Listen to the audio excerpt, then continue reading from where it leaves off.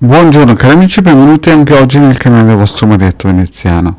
Oggi devo rispondere a qualcuno che in PVT e magari anche nel canale mi ha fatto delle domande: come vedi il futuro prossimo, che cosa sono questi colpi di tosse e questi traballamenti, questi temporali che stanno arrivando. Ma prima di iniziare, il vostro Marietto Veneziano vi chiede di iscrivervi al canale di De Garda, del vostro Marietto Veneziano, di venirci a trovare i nostri gruppi Facebook e dei diari, chiaramente, e naturalmente a lunedì sera alle 20:30 abbiamo sul canale di Telegram un incontro di studi di esoterismo, e quindi mi piacerebbe, sarebbe bello se voi poteste venire. Ormai siamo quasi 150 iscritti e stiamo andando avanti benone. Bene, detto questo, il vostro Marietto inizia la pillola che vuole spiegare cosa ha visto a 15 anni, cioè più di 35 anni fa, più o meno, 40 anni fa. 40 anni fa il vostro Marietto aveva 15 anni circa, più o meno, ed è stato contattato da un gruppo di cabalisti. Dovete capire che i cabalisti per gli esoteristi sono proprio uno stato, sono un popolo a parte, anche se magari sono italiani, svizzeri, tedeschi, francesi, ma loro, i cabalisti, sono proprio un'entità. Addirittura per alcuni gruppi misterici, come ogni stato, hanno un angelo di riferimento che li protegge. Bene, questo gruppo qui, che io subito all'inizio non avevo ben definito e capito chi erano. All'inizio pensavo che erano un gruppo di spazzacamini, poi un gruppo, non so io, di matti, un gruppo di ebrei, e loro continuavano a dir di no. Anzi, devo dire anche una cosa: quando pensai che fossero ebrei e gli chiesi se erano ebrei, loro mi dissero di no addirittura, anzi gli stavano ben lontano. A un certo punto ho parlato anche del Führer e loro lo ammiravano, perché dicevano che era un uomo che voleva bene al suo popolo. Io, pensando che erano ebrei, dico: questi non sanno neanche di essere ebrei. Comunque, morale della favola, questi personaggi avevano dei doni molto importanti, infatti mi fecero vedere delle cose strabilianti.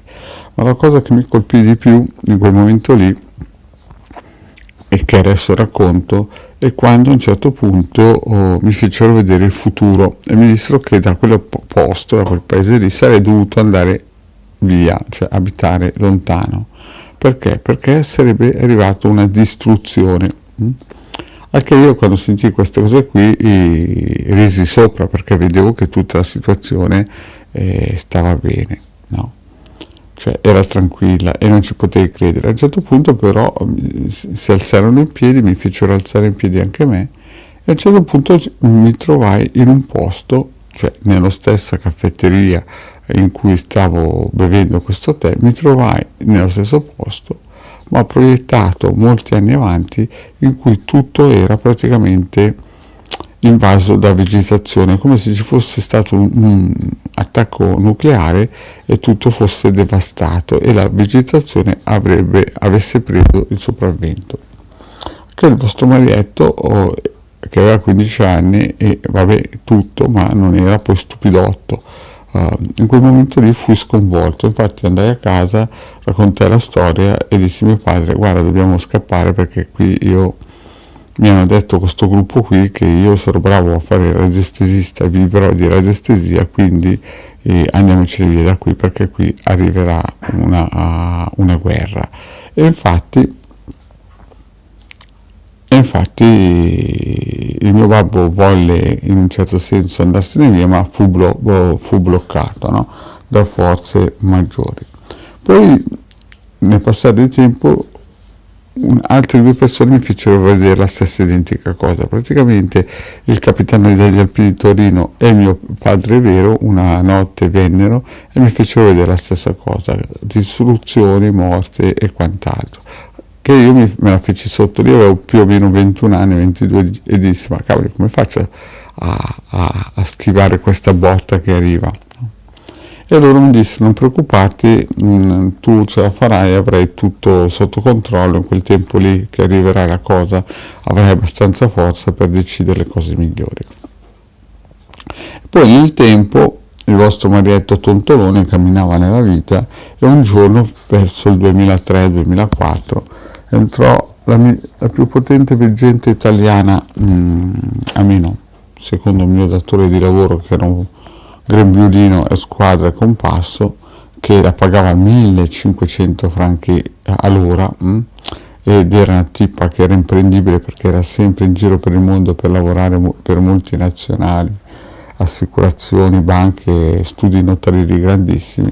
È riuscito a farla arrivare e in ufficio un giorno, mentre stavo lavorando, è arrivata e mi ha fatto vedere che lei sarebbe morta quando io avrei avuto 60 anni, sarebbe morta in un paese qui vicino, in una cittadina qui vicino, per un attacco terroristico. Al che io gli dissi: ma scusa, me lo fece proprio vedere dentro nella mente. Io restai stupito e gli dissi: ma scusa, con la potenza che tu hai, con la forza che tu hai, come fai a morire in quel posto lì? Non puoi schivare la cosa.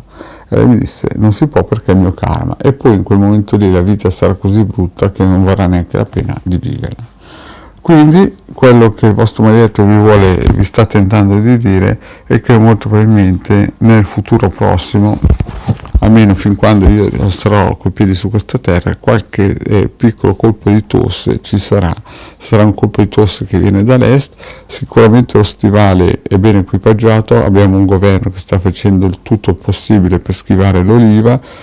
Vediamo in questi momenti delle prove di regime che secondo me sono state fatte benissimo per far capire che l'Italia c'è e risponde al momento giusto, nei modi giusti, le persone riescono a capire bene le cose e quindi molto probabilmente schiverà l'oliva, però nelle zone dove abito io no, ci sarà un grande sconvolgimento e grossi problemi.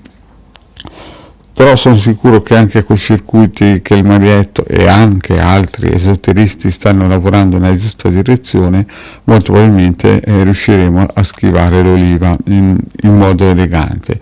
Certamente abbiamo dei politici bravissimi, del nostro Silvietto che ha fatto i salti mortali per aiutare questo stivale, a molti altri che magari non sono in prima linea ma lavorano dietro le quinte in modo molto profondo. Il vostro Marietto vi chiede comunque di fare un atto di non eroismo ma un atto di fede, cioè scaricare i circuiti del sito del capitano.altervista.org e attivarli, soprattutto quelli per la difesa dello stivale, quelli dell'avvocato Cerratini.